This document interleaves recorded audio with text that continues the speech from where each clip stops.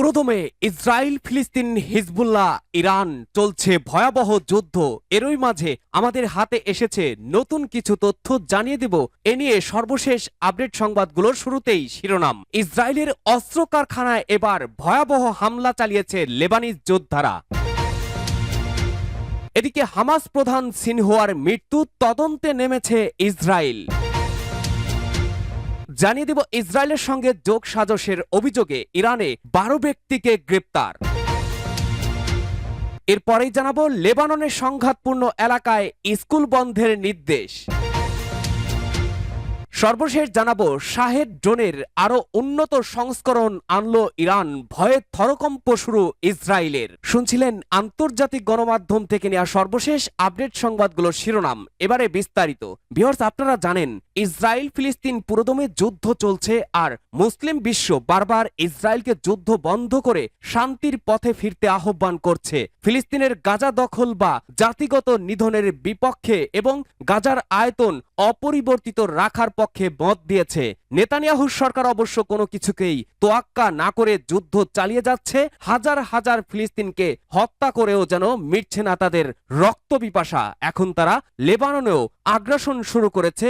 এই যুদ্ধে ইসরায়েলের পতন ঘটবে একথা সবারই জানা, কারণ তারা ধ্বংসাত্মক পথেই চলছে। যুদ্ধ ও বসতি স্থাপন ইসরায়েলকে শেষ করে দেবে। বিশ্বের যে কোনো সহিংস অনুপ্রবেশকারীর পতন ঘটেছে। এ যুগের একমাত্র ঔপনিবেশিক রাষ্ট্র ইসরায়েল, তাদের পতনও অবসম্ভাবী। ফিলিস্তিন ও আরবদের যত রক্তই ঝরুক না কেন, ইসরায়েল এই শক্তি টিকবে না। হিটলারের সময় যেভাবে এই রক্তপিপাসু ইহুদিদের ধ্বংস হয়েছিল, একইভাবে সমাপ্তি ঘটবে ইসরায়েলের, ইনশাল্লাহ। ভিউয়ার্স, এ বিষয়ে আপনার মূল্যবান মতামত লিখে জানান। জানিয়ে দিন কোন স্থান থেকে আমাদের এই সংবাদ শুনছেন অথবা দেখছেন। ভিডিওটি ভালো লাগলে লাইক, কমেন্ট, শেয়ার করে সবার আগে সবশেষ আপডেট সংবাদ পেতে চ্যানেলটি সাবস্ক্রাইব করে পাশের বেল বাটনে প্রেস করুন। ইসরায়েলের অস্ত্র কারখানায় হামলা চালিয়েছে লেবানিজ যোদ্ধারা। ইসরায়েলের সামরিক শিল্প কমপ্লেক্স এবং হাইফার উত্তরে রাফায়েল প্রতিরক্ষা কোম্পানিতে হামলা চালিয়েছে হিজবুল্লাহ। সম্প্রতি ইসরায়েল ও লেবাননের মধ্যে বড় ধরনের যুদ্ধের শঙ্কার মধ্যে এই হামলা চালানো হয়েছে। রোববার এক বিবৃতিতে এই হামলার কথা জানিয়েছে লেবানন ভিত্তিক সশস্ত্র গোষ্ঠীটি। হিজবুল্লাহ জানিয়েছে ইসরায়েলের অস্ত্র কারখানায় কয়েক ডজন রকেট দিয়ে হামলা চালানো হয়েছে এবং এই হামলায় ফাদি 1, ফাদি 2 এবং কাতিউশার রকেট ব্যবহার করা হয়েছে। বিবৃতিতে হিজবুল্লাহ জানায়, গাজা উপত্যকায় অবিচল ফিলিস্তিন জনগণ এবং তাদের সাহসী ও সম্মানিত প্রতিরোধ গোষ্ঠী হামাসের প্রতি সমর্থন জানিয়ে এবং গত মঙ্গলবার ও বুধবার লেবাননের বিভিন্ন এলাকায় ইহুদিবাদী শত্রুদের নির্মম হত্যাকাণ্ডের জবাবে এই হামলা চালানো হয়। এতে ইসরায়েলের সামরিক শিল্প কমপ্লেক্সের পাশাপাশি রাফায়েল কোম্পানিকেও লক্ষ্যবস্তু করা হয়েছে। রাফায়েল ইসরায়েলি সরকারের 3টি বৃহত্তম প্রতিরক্ষা কোম্পানির মধ্যে একটি, যেখানে 10,000 কর্মচারী এবং অসংখ্য উপ ঠিকাদার ও সেনাদানকারী কর্মকর্তা কর্মচারী রয়েছেন। হিজবুল্লাহ গত বছরের 7ই অক্টোবর থেকে নিয়মিতভাবে ইসরায়েলি শাসন ব্যবস্থার সামরিক অবস্থানগুলোতে হামলা চালিয়ে আসছে। গাজা ও দক্ষিণ লেবাননের ওপরে দখলদার বাহিনীর আক্রমণের প্রতিশোধ হিসেবে হামলাগুলো চালানো হচ্ছে। ইসরায়েল গত 7ই অক্টোবর থেকে অবরুদ্ধ গাজার উপরে নির্মম আগ্রাসন শুরু করে। হামাস ওই দিনই ফিলিস্তিনি জনগণের বিরুদ্ধে চালানো ইসরায়েলি দখলদারিত্বের নির্মমতার প্রতিশোধ নিতে নজিরবিহীন অপারেশন চালিয়েছিল। এরপর থেকে ইসরায়েল 2 মিলিয়নেরও বেশি ফিলিস্তিন বসবাসকারী অঞ্চলটিতে সম্পূর্ণ অবরোধ আরোপ করে রেখেছে, যেখানে জ্বালানি, বিদ্যুৎ, খাদ্য এবং পানির সরবরাহ বন্ধ করে দেওয়া হয়েছে। সেই সঙ্গে ক্রমাগত হামলা চালিয়ে এ পর্যন্ত প্রায় 42,000 নিরীহ ফিলিস্তিনিকে হত্যা করেছে, যাদের মধ্যে বেশিরভাগই নারী ও শিশু। এছাড়া এ পর্যন্ত আহত হয়েছেন প্রায় 95,818 জন।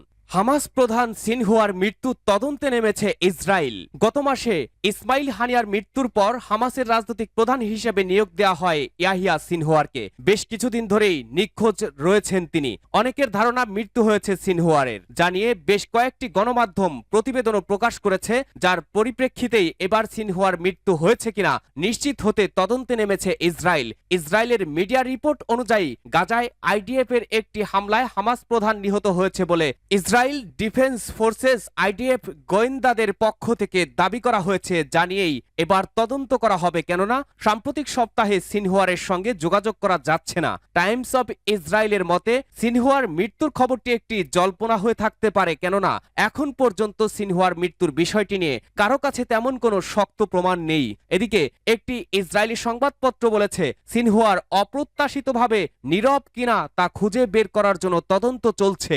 এদিকে কিছু প্রতিবেদনের সূত্রের উদ্ধৃতি দিয়ে দাবি করা হয়েছে গত 7ই অক্টোবরের হামলার পর থেকে স্ট্রিপের নিচে সুড়ঙ্গে লুকিয়েছিলেন সিনহুয়ার। তার আগেও সাময়িকভাবে রাডারের বাইরে চলে গিয়েছিলেন তিনি এবং পরবর্তীতে যুদ্ধবিরতি জিম্মি চুক্তির জন্য আলোচনার বার্তা জারি করতে পুনরায় আবির্ভূত হন তিনি।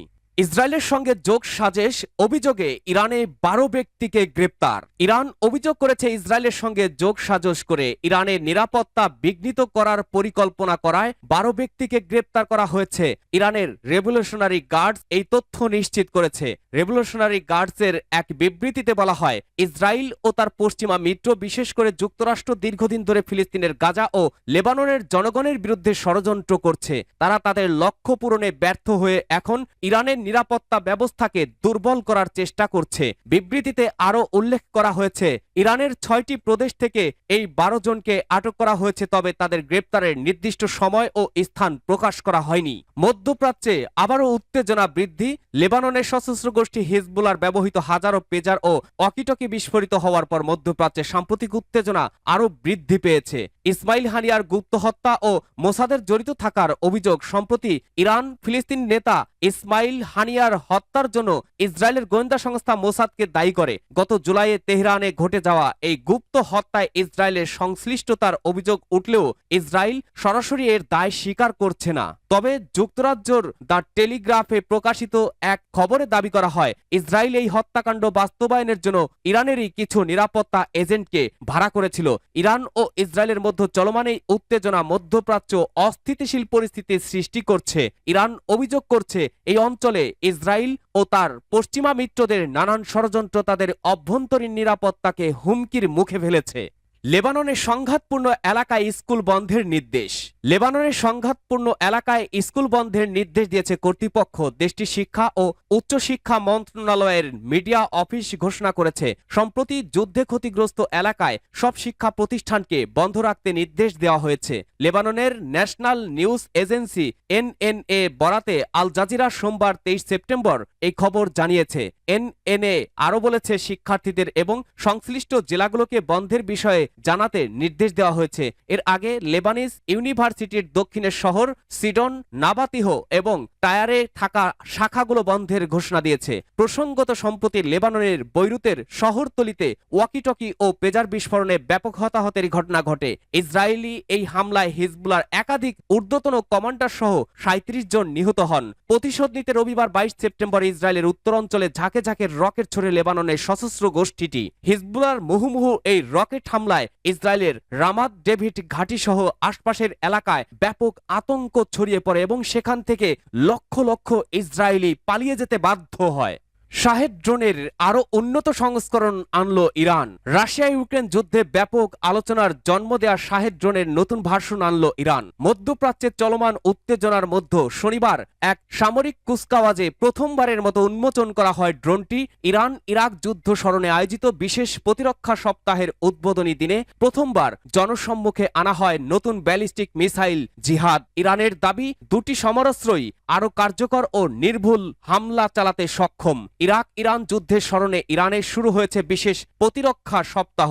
শনিবার আয়োজনের উদ্বোধনী দিনে সামরিক শক্তিমাত্রা প্রদর্শন করেছে ইরানের বিপ্লবী গার্ডস বাহিনী আইআরজিসির সদস্যরা। বিশেষ প্রতিরক্ষা সপ্তাহের উদ্বোধনী আয়োজনে ছিলেন দেশটির প্রেসিডেন্ট মাসুদ পেজেশকিয়ান। তার দাবি, ইরান এখন শত্রুদের হাত থেকে নিজেদের রক্ষা করার পাশাপাশি প্রতিবেশীদের সহায়তা করতেও সক্ষম। এ সময় ইসরায়েলকেও কঠোর বার্তা দেন মধ্যমপন্থী এই সরকার প্রধান। মাসুদ পেজেশকিয়ান বলেন, আমরা আজ বিশ্ব দরবারে এটি বলতে পারি যে আমরা আমাদের নিজেদের দেশকে রক্ষা করার পাশাপাশি মধ্যপ্রাচ্যের অন্য দেশগুলোর সাথে সংহতি মাধ্যমে তাদের শান্তি ও স্থিতিশীলতা বজায় রাখতে সক্ষম। প্রতিবেশী দেশগুলোকে একত্রিত করে গাজায় গণহত্যা বন্ধে ইসরায়েলি শাসককে বাধ্য করতে হবে। নারী, শিশু ও বয়স্কদের উপরে যে জঘন্য বর্বরতা চালানো হচ্ছে তা বন্ধ করতে হবে। ইউক্রেনকে কাঁপিয়ে দিয়ে বেশ আলোচনার জন্ম দিয়েছিল রুশ সেনাদের ব্যবহৃত ইরানের শাহেদ ড্রোন। এবার এই ড্রোনের নতুন সংস্করণ এনেছে তেহরান। টার্বোজেট ইঞ্জিন চালিত শাহেদ 136B নামের ড্রোনটি 2500 কিলোমিটার দূরের লক্ষ্যবস্তু ধ্বংস করতেও সক্ষম। এদিন উন্মোচন করা হয়েছে জিহাদ নামের নতুন আরও একটি ব্যালিস্টিক মিসাইলও। ইরানের নিজস্ব প্রযুক্তিতে তৈরি সলিড ফুয়েল চালিত ব্যালিস্টিক মিসাইলটি হামলা চালাতে পারে 1000 কিলোমিটার দূরের লক্ষ্যবস্তুতে। দুটি সমরাস্ত্রই তৈরি করেছে আইআরজিসির অ্যারোস্পেস ফোর্স।